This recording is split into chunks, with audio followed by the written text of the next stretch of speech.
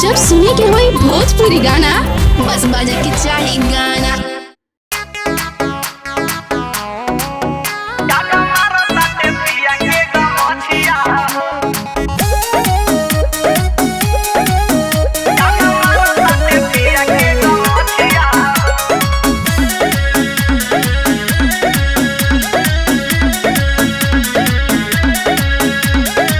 मन जोग मिलल बा हमरो हीरोआ, हम रंगदार हमरा सासू के बेटौआ, हम रंगदार हमरा ए सखी। मन जोग मिलल बा हमरो हीरोआ, हम रंगदार हमरा सासू के बेटौआ।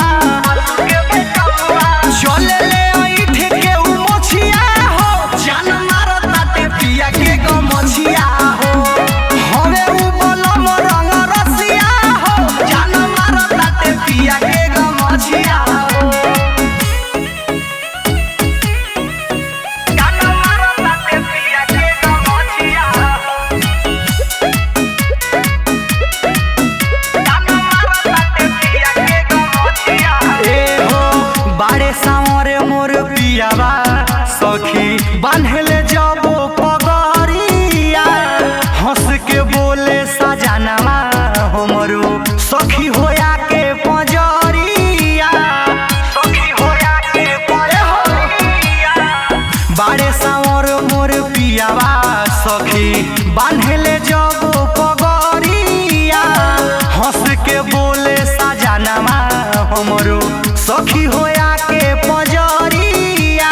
मन करे फान जाई गछिया हो, जान मारत बाटे पिया के गो मोछिया हो। हवे उ बोलम रंग रसिया हो, जान मारत बाटे राजा के गो मोछिया हो। जान मारत बाटे पिया के गो मोछिया हो। जान मारत बाटे पिया के गो मोछिया हो। हमें देहाती खाटी हमर नित्य सुपेंद्र सजानावा। परदेसी पिया के कोरी का बड़ाई, देखी जुड़ा जाला मानावा, देखी जुड़ा जाला हो। हमें देहाती खाटी हमर नित्य सुपेंद्र सजानावा। रवि धीरज के कोरी का बड़ा